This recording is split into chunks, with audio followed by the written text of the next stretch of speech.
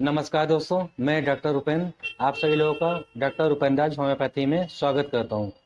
आज का topic main boobs यानी कि गायनेकोमेस्टिया पे है। अगर आप पुरुष हैं और आपकी छाती के ऊपर ब्रेस्ट का साइज बढ़ रहा है, काफ़ी ट्रीटमेंट कराने के बाद भी कम नहीं हो रहा है और आप लोग नहीं चाहते कि इसके लिए हम सर्जरी कराएं, तो दोस्तों आप बिल्कुल भी ना घबराएं।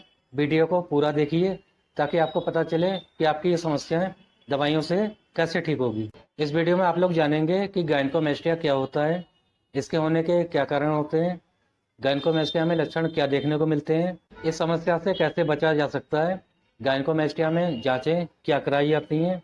इसके साथ में इस वीडियो में आप लोग जानेंगे इस समस्या को ठीक करने के लिए कौन कौन सी होम्योपैथिक दवाइयाँ इस्तेमाल की जाती हैं। दोस्तों लेकिन वीडियो को शुरू करने से पहले आप सभी लोगों से रिक्वेस्ट है कि अगर वीडियो पसंद आए तो वीडियो को लाइक करके शेयर कर दीजिएगा और चैनल को सब्सक्राइब करके बेल आइकन को प्रेस जरूर कर दीजिएगा। दोस्तों गायनेकोमेस्टिया को मेन बूब्स के नाम से भी जाना जाता है। इस समस्या में पुरुषों के चेस्ट के ऊपर ब्रेस्ट का साइज बढ़ना शुरू हो जाता है और ये दिखने में महिलाओं के ब्रेस्ट की तरह लगने लगते हैं। हालांकि अधिकतर मामलों में ये अपने आप बगैर कोई ट्रीटमेंट के ठीक हो जाते हैं, क्योंकि ये एक तरीके की हार्मोनल इम्बैलेंस की समस्या होती है। जब हार्मोन्स का संतुलन ठीक हो जाता है तो ये अपने आप ठीक हो जाते हैं। लेकिन दोस्तों ये कई बार अपने आप ठीक नहीं हो पाते हैं, तो इस कंडीशन में पेशेंट को ट्रीटमेंट की आवश्यकता पड़ती है। कुछ एज ग्रुप में ये समस्या कॉमन होती है और ब्रेस्ट का साइज एक तरफ या दोनों तरफ बढ़ सकता है। दोस्तों इस समस्या में अगर कुछ रेयर केस को छोड़ दें तो कभी भी किसी को भी कोई खतरा नहीं होता है, लेकिन देखने में ठीक नहीं लगते हैं और पुरुषों की पर्सनल लाइफ और प्रोफेशनल लाइफ दोनों में दिक्कत आ सकती है और इसके साथ साथ कॉन्फिडेंस में भी कमी देखने को मिलती है। अगर आपको गायनेकोमेस्टिया डायग्नोस हो चुका है तो ये चीज़ आप बिल्कुल समझ लें कि चेस्ट के ऊपर ये ग्रोथ फैट या चर्बी की नहीं है, बल्कि रियल ब्रेस्ट टिश्यू की ग्रोथ है। दोस्तों गायनेकोमेस्टिया में कई मामले लाइफ में 3 बार काफ़ी कॉमन देखे जाते हैं। न्यूबॉर्न मेल बच्चों में, टीनेजर्स मेल बच्चों में और ओल्ड एज पुरुषों में, क्योंकि इन तीनों एज ग्रुप में हार्मोन्स का लेवल कम ज़्यादा हो सकता है, जिसके बारे में आप लोग आगे जानेंगे। गायनेकोमेस्टिया का इलाज काफ़ी कुछ कारणों के ऊपर छुपा होता है, जिसको अगर आप लोग ठीक से जान लेते हैं तो काफ़ी कुछ इस समस्या से आप लोग बच भी सकते हैं। अगर आपको ये समस्या है तो आप लोगों को पैनिक होने की ज़रूरत नहीं है।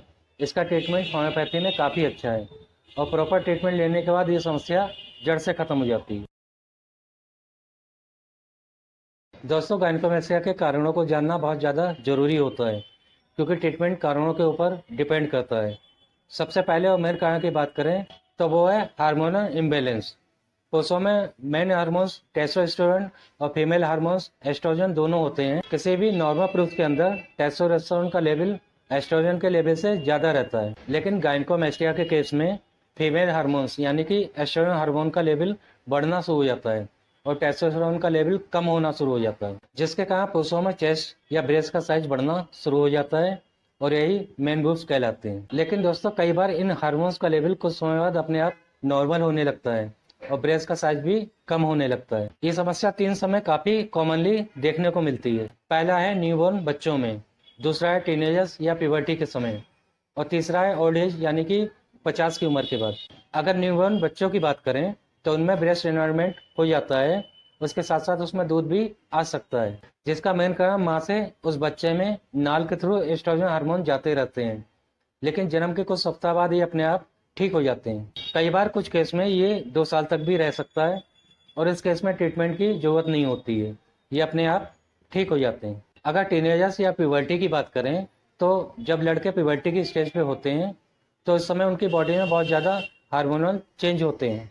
नॉर्मली जब टेस्टोस्टेरोन का लेवल बढ़ता है तो दाढ़ी आना, शरीर में बाल आना और लंबाई बढ़ना कॉमन होता है, लेकिन कई बार कुछ लड़कों में टेस्टोस्टेरोन के साथ एस्ट्रोजन हार्मोन भी बढ़ना शुरू हो जाते हैं, जिसके कारण लड़कों में ब्रेस्ट का साइज बढ़ना शुरू हो जाता है और ये लगभग 6 महीने, 1 साल या 2 साल में अपने आप सही हो जाता है और इस कंडीशन में किसी भी ट्रीटमेंट की जरूरत नहीं होती है। अब अगर ओल्ड एज या 50 साल से ज़्यादा के पुरुषों की बात करें तो एज बढ़ने के साथ साथ पुरुषों में टेस्टोस्टेरोन का लेवल कम होने लगता है और इस एज में जो लोग फैटी होते हैं तो उसके कारण एस्ट्रोजन हार्मोन का सिक्रेशन होने लगता है और ब्रेस्ट का साइज बढ़ने लगता है।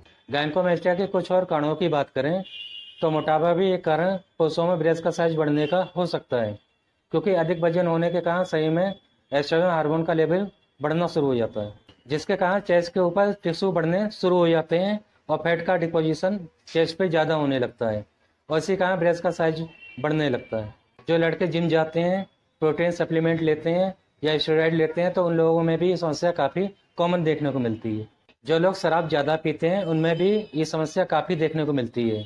अब अगर कुछ बीमारी की बात करें जिनकी वजह से गायनेकोमेस्टिया होने के चांस बढ़ सकते हैं, उनमें kidney failure, chronic liver disease या फिर कोई भी ऐसी बीमारी जिसमें कि पुरुषों के अंदर टेस्टोस्टेरोन का लेवल कम होना शुरू हो जाए। इसके साथ में किसी तरीके का ट्यूमर हो, प्रोस्टेट की समस्या रहती हो, हार्ट की समस्या रहती है और इसके साथ में इन सभी बीमारियों के लिए आप लोग दवाइयाँ ले रहे हैं जिसके साइड इफेक्ट के कारण आपको गायनेकोमेस्टिया की कंप्लेन हो सकती है। अगर आप एनाबॉलिक स्टेरॉइड ले रहे हैं, कोई कीमोथेरेपी चल रही है तो दोस्तों इस तरीके से कई चीज़ें आपके हार्मोन्स लेवल को इफेक्ट कर सकती हैं और गायनेकोमेस्टिया की समस्या देखने को मिल सकती है। तो दोस्तों इस तरीके से कई कारण हो सकते हैं जिसके कारण पुरुषों में ब्रेस्ट साइज बढ़ना शुरू हो सकता है। इसलिए आप लोगों को अपने कारणों को पहचानना बहुत ज़्यादा ज़रूरी है। दोस्तों आप गायनेकोमेस्टिया में होने वाले लक्षणों को जान लेते हैं, जिसमें कि पहला लक्षण है कि ब्रेस्ट का साइज बढ़ने लगता है और देखने में फीमेल ब्रेस्ट की तरह दिखता है। टच करने पर ब्रेस्ट के अंदर गांठ जैसी महसूस हो सकती है। हल्का हल्का दर्द महसूस हो सकता है। एक या दोनों ब्रेस्ट में सूजन आ सकती है। पेशेंट के निप्पल का साइज बढ़ सकता है और सेंसिटिव हो जाता है। कभी कभी एक या दोनों निप्पल में कुछ डिस्चार्ज भी देखने को मिलता है। तो दोस्तों ये कुछ सिम्टम होते हैं जिससे कि हम लोग आसानी से ऑब्जर्व कर सकते हैं। दोस्तों अगर आप लोगों को गायनेकोमेस्टिया की समस्या है तो कुछ चीज़ों से आप लोगों को बचाव जरूर रखना चाहिए और जिन लोगों को ये समस्या नहीं भी है तो उन लोगों को भी बचाव के लिए ये चीज़ें ध्यान में रखनी चाहिए जिससे कि उनको आगे चलकर गायनेकोमेस्टिया की समस्या ना हो। जैसे कि वजन को कंट्रोल में रखें, इसके लिए आप लोग रोजाना एक्सरसाइज करें, खाने पीने में बैलेंस डाइट लें, पैक्ड फूड, फ्रोजन फूड और तला भुजा ना खाएं, क्योंकि ये चीज़ें अगर आप लोग ज़्यादा खाएंगे तो आपके शरीर में फैट बढ़ेगा और उसके कारण हार्मोन चेंज होने के चांस भी बढ़ जाते हैं। सोया फूड और चुकंदर में एस्ट्रोजन हार्मोन बढ़ाने के गुण होते हैं, इसलिए उसको ना खाएं, क्योंकि अगर आप लोग ये खाएंगे तो आपकी बॉडी में एस्ट्रोजन लेवल बढ़ेगा और आपकी गायनेकोमेस्टिया की समस्या भी बढ़ेगी। अगर आप लोग ज़्यादा शराब या सिगरेट पीते हैं तो उसको कम कर दें या बंद कर दें, क्योंकि अल्कोहल से बॉडी में फैट बढ़ता है और बॉडी फैट बढ़ने से एस्ट्रोजन लेवल भी बढ़ता है। अगर आप बॉडी बिल्डिंग करते हैं और इसके लिए आप लोग न्यूट्रिशन सप्लीमेंट ले रहे हैं, स्टेरॉइड ले रहे हैं, तो इसको बंद कर दें, क्योंकि इसकी वजह से भी हार्मोनल इम्बेलेंस होते हैं और गायनेकोमेस्टिया की समस्या होती है। अगर आप लोग कोई भी ऐसी दवाइयाँ ले रहे हैं जो कि आप लोग लॉन्ग टाइम से यूज कर रहे हैं तो बिना अपने डॉक्टर की सलाह से बिल्कुल भी ना लें। दोस्तों ये चीज़ें आप लोग अपनी रूटीन लाइफ में फॉलो करके देखिए। कई केस में गायनेकोमेस्टिया की समस्या सिर्फ टिप्स को फॉलो करके और परहेज करके कुछ महीनों में अपने आप ठीक हो जाती है और अगर ठीक नहीं हो रही है तो फिर इसके लिए आपको ट्रीटमेंट की ज़रूरत पड़ेगी, जिसके लिए आपको अपने डॉक्टर के पास जाना होगा और वो कुछ टेस्ट कराने की सलाह भी दे सकते हैं। दोस्तों अब बात कर लेते हैं कि गायनेकोमेस्टिया की समस्या में जांचें क्या कराई जाती हैं। जब आप डॉक्टर के पास जाएंगे तो आपका फिजिकल एग्जामिनेशन करेंगे, हिस्ट्री लेंगे और अगर ज़रूरत पड़े तो वो आपकी कुछ जांचें करवा सकते हैं, जैसे कि ब्लड टेस्ट जिसमें कि आपके हार्मोन्स लेवल देखे जाते हैं। आपका अल्ट्रासाउंड कराया जा सकता है, मेमोग्राफी कराई जा सकती है, जिसमें कि ये बिल्कुल पता चल जाता है कि ब्रेस्ट की ग्रोथ का कारण फैट टिश्यू है या फिर ब्रेस्ट ग्लैंड का बढ़ना है। अगर ब्रेस्ट ग्लैंड का साइज बढ़कर आ रहा है तो आपको गायनेकोमेस्टिया है। इसके साथ में इसके द्वारा ये भी पता चल जाता है कि ब्रेस्ट में कोई गांठ तो नहीं है। कभी कभी कुछ केस में एफएनएसी या बायोप्सी भी कराई जाती है। तो दोस्तों ये कुछ जांचें होती हैं जो कि आपके डॉक्टर जरूरत पड़ने पर करवा सकते हैं। दोस्तों गायनेकोमेस्टिया के कई मामले रूटीन में कुछ चेंजेस लाकर, कुछ परहेज करके कुछ दिनों में अपने आप कम होने लगते हैं, जो कि आप लोग अब तक जान चुके होंगे। लेकिन इसके बाद भी आपकी समस्या बनी हुई है तो आपको अपने पास के किसी भी अच्छे होम्योपैथिक डॉक्टर के पास जाकर ट्रीटमेंट शुरू करवा लेना चाहिए और वो आपके प्रॉपर सिम्टम लेंगे, हिस्ट्री लेंगे, उसके बाद जो मेडिसिन आपको देंगे वो आपके लिए बेस्ट रहेगी। होम्योपैथी में कई मेडिसिन हैं जो कि गायनेकोमेस्टिया की समस्या को जड़ से ख़त्म करने में काफ़ी सहायक रहती हैं। उनमें से मैं आपको कुछ मेडिसिन ऐसी बताने जा रहा हूँ जो कि मोस्टली क्लिनिक में कॉमनली यूज की जाती हैं। पहली मेडिसिन है कैलकेरिया आयोड 30 पोटेंसी में। ये मेडिसिन ग्लैंड में आई सूजन में काफ़ी इफेक्टिव रहती है। इस मेडिसिन की 2-2 बूंदें दिन में 2 बार दी जाती हैं। अगली मेडिसिन है फाइटोलक्का डी 200 पोटेंसी में। ये मेडिसिन ब्रेस्ट में आई सूजन उसके साथ में टच करने में दर्द होने में काफ़ी इफेक्टिव रहती है। इस मेडिसिन की 2-2 बूंदें दिन में 2 बार डायरेक्ट टंग पर दी जाती है।